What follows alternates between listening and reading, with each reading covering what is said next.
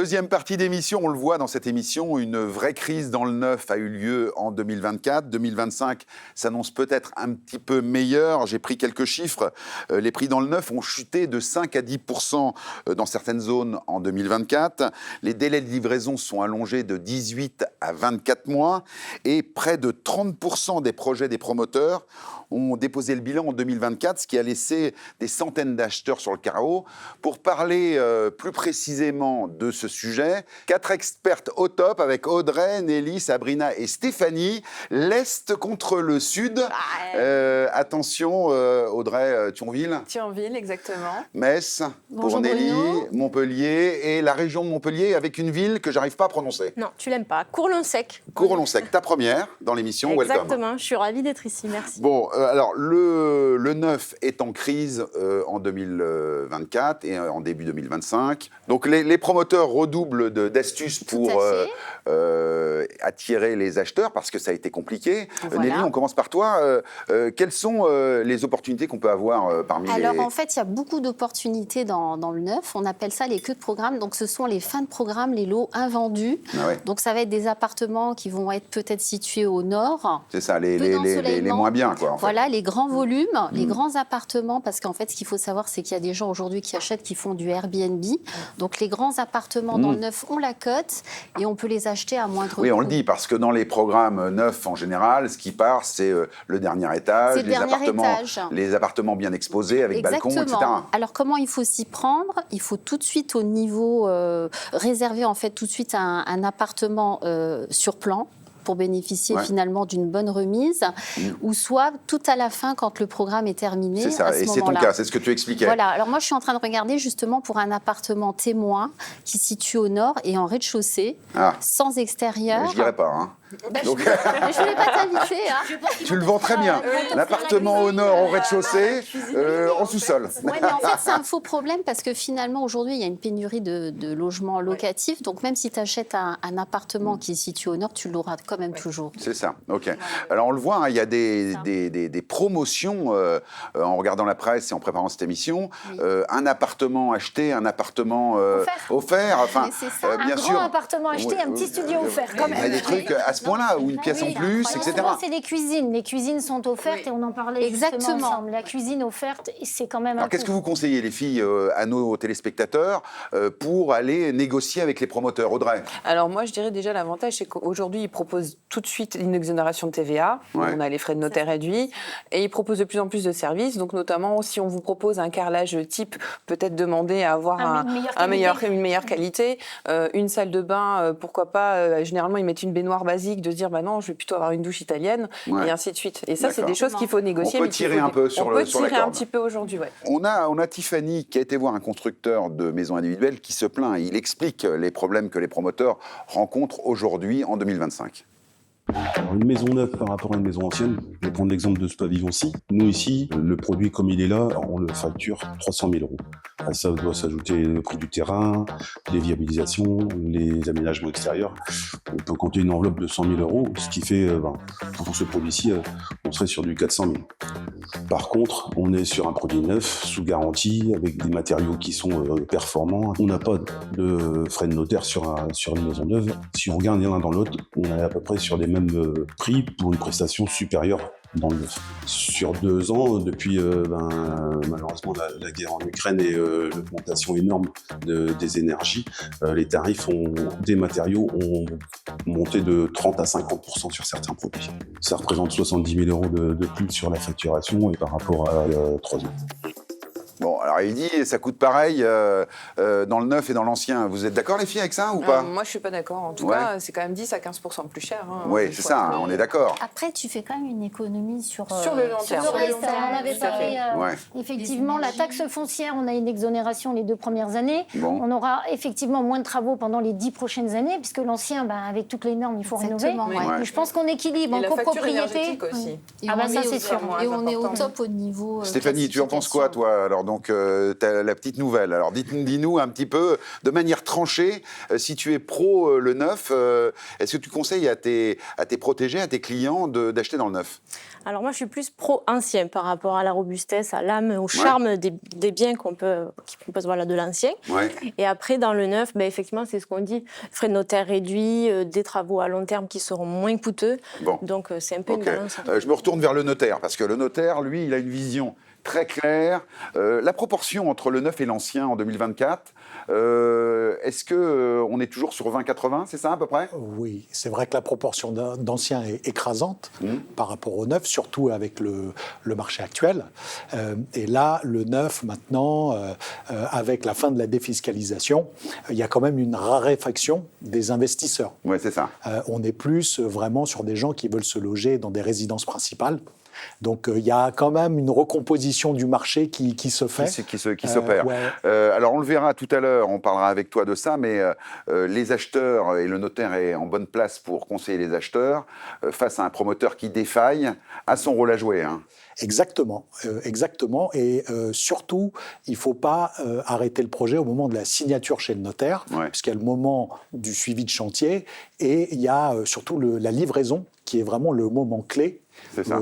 Parce qu'il y a la défaillance totale, qui est le promoteur arrête, et puis il y a la défaillance un peu plus silencieuse, où le promoteur va vraiment rogner sur les prestations, la qualité de la construction pour essayer de se sortir de là. Le suivi, alors ça, effectivement, vous en tant qu'experte dans vos secteurs, j'imagine que quand vous conseillez vos acquéreurs sur ça, vous les accompagnez pour qu'ils suivent un petit peu leurs travaux. Bien sûr.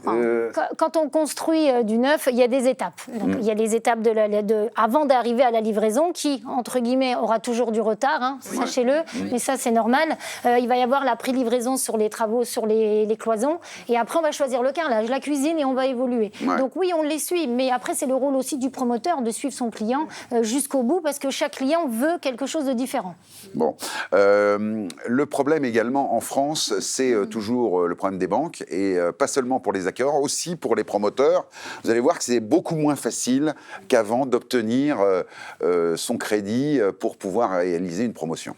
La contrainte aujourd'hui du moment dans le neuf, c'est effectivement d'obtenir nos garanties financières, c'est-à-dire d'avoir nos TAF de réservation, d'obtenir environ 50%, et surtout d'obtenir les offres de prêt de nos clients, puisque c'est conditionné avec la moitié des biens vendus, plus la moitié des offres de prêt acquises par nos clients, pour pouvoir mettre effectivement la grue et commencer notre chantier. Puisque les clients, tant qu'il n'y a pas de grue, pas de projection, ce qui est la grosse difficulté du moment.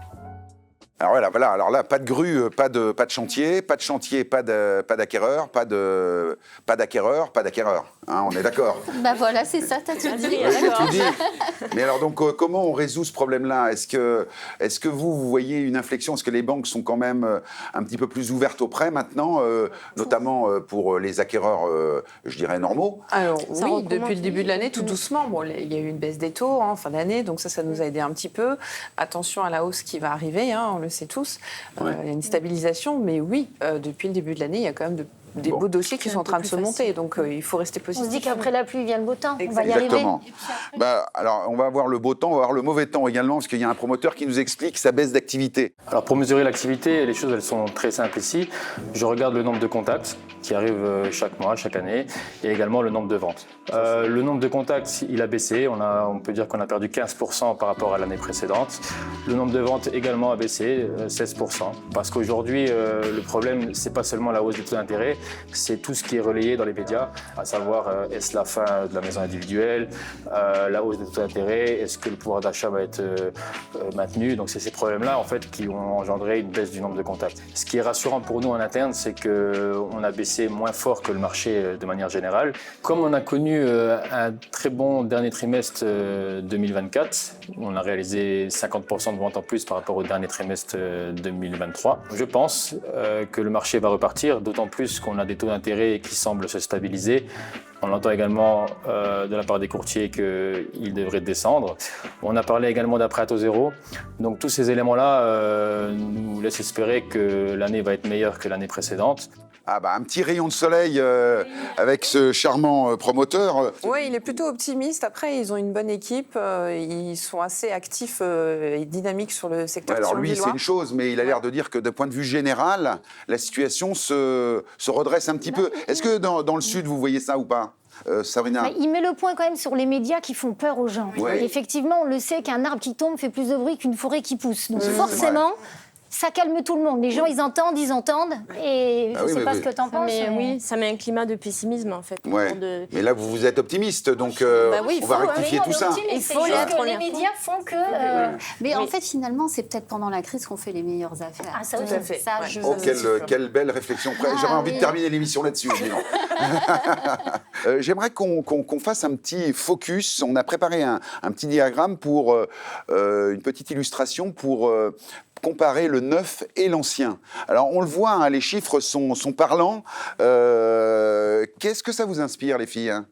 Dites-moi. Alors, vous voyez, prix d'achat 240 000 dans le neuf, c'est plus cher que dans l'ancien. Mais après, les frais de notaire, les charges, l'entretien, etc., on arrive à 281 000 euros au total pour le neuf, pour un appartement. Et finalement, 289 000 euros pour de l'ancien. C'est une question de choix. Les gens préfèrent miser sur l'avenir et voir un appartement sans travaux ou le charme de l'ancien. Chacun choisit, quoi. Et bien là, c'est le moment de se retrouver une nouvelle fois vers Olivier. Alors, finalement, à l'appui de ces chiffres, on voit que finalement, le neuf et l'ancien, pareil. Exactement. Le prix affiché n'est pas le seul critère, hein, puisqu'il faut voir... il faut se projeter sur 10 ans, puisqu'en plus, l'immobilier, c'est quand même un investissement de long terme. Ouais. Donc, quand on réfléchit et qu'on prend ces décisions-là, je pense qu'il ne faut pas se focaliser uniquement sur le prix d'achat. C'est ça. Tous ces paramètres... Très bien, merci Olivier. Alors, moi, j'aimerais, les filles, qu'on finisse un petit peu cette partie pour donner, je dirais, aux téléspectateurs qui veulent acheter dans le neuf, puisque là, on voit un petit rayon de soleil. Qu'est-ce qu'on peut donner comme conseil pratique pour ne pas avoir ce genre de désagrément? On en a parlé tout à l'heure, Oui, justement. on en a parlé. Moi, je pense qu'il faut déjà bien étudier le contrat de construction avec son notaire. On l'a vu avec Olivier en début de temps. Ouais. Après, il y a des façons de pouvoir se rassurer. Oui, bien regarder le cahier des charges, attendre finalement que les 50% soient déjà vendus, peut-être. Ah oui. Alors ça, on le dit, hein, ça c'est important pour avoir des chances que le projet aboutisse. Regardez, questionner le promoteur sur le nombre de réservations qu'il a. Regarder un petit peu son parcours, se renseigner sur les assurances. Parce que ça c'est important. Et on peut aussi aller voir l'historique du promoteur. Je pense que dorénavant, chaque promoteur a des avis, je ne cite pas, mais vous allez lire les avis et vous verrez ce qui est construit et comment il est construit. Bon, Nelly, tu as ton frère qui a eu une belle histoire. Alors, il a eu une histoire incroyable. Ouais. Alors, mon frère Philippe, que je salue d'ailleurs, je peux lui faire un petit coucou? Oui, tu peux, oui. Coucou. Voilà. Alors, coucou Philippe, hein, on peut lui dire coucou là, parce que coucou Philippe, hein, voilà, très bien. Bon. Alors, mon frère a acquis un terrain justement sur la zone de Mézange, là où tu... Proche de chez moi, oui. Voilà. Il y a 20 ans, 130 000 euros, donc c'est une zone artisanale avec un permis de construire, etc. En pleine expansion. Donc, il s'est dit un jour, bah, tiens, je vais garder ça en patrimoine, en réserve foncière. Donc, la parfaite erreur. Et donc, 20 ans après, il trouve un acheteur, il décide de le vendre. Donc, il trouve un promoteur qui souhaite construire un paddle, en fait. Donc, il signe un compromis à 430 000 euros. Donc, ah ouais, bonne affaire. Ouais. Pas de conditions de prêt, les délais de permis purgés, etc. Et le coup près tombe à quelques jours de la signature, un arrêté de la préfecture qui a été délivré, qui précisait que le terrain a été déclassé en zone non constructible par rapport à une protection. On en parlera avec le vice-président du Sénat en troisième partie, parce qu'effectivement, là, les pouvoirs publics qui délivrent au compte-gouttes les permis de construire ou modifient les PLU, c'est des choses que vous vivez au quotidien quand vous êtes en train d'acquérir, et ça, c'est quand même la plaie. C'est quand même la plaie. Les filles, vous avez été parfaites. On va terminer cette partie avec un petit élan du cœur. Tiffany et Jean-Marie du Nord nous ont proposé de faire le burger Propriété à tout prix, un burger du cœur, dont tous les bénéfices seront reversés à une association caritative. Mais juste avant de voir ce reportage qui vient du cœur, justement, le petit récap de cette partie. Durant les 3 derniers trimestres de 2024, les ventes ont augmenté avec plus 4,6%, notamment sur le dernier trimestre. Cette augmentation concerne les appartements en habitat collectif avec une hausse de 4,7%, mais aussi les constructions individuelles en hausse de 3,7%.